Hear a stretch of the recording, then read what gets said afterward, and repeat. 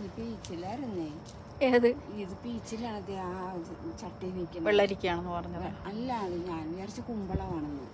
എന്താണെന്ന് അറിയത്തില്ല. ഇന്നലെ ഞാനിതൊരു വീണ് ഇവിടെ താഴെ ഒരെണ്ണം ചെറുതായി വന്നിട്ട് അത് ഇത് ഇങ്ങനെ താഴെ കിടന്ന് ഞാൻ നോക്കിയപ്പോൾ അത് പീച്ചിലാണ് ഈ നിൽക്കണം. ഇത് ഇല്ല, പക്ഷെ ഒരൊറ്റ കാ പോലും കാണുന്നില്ല.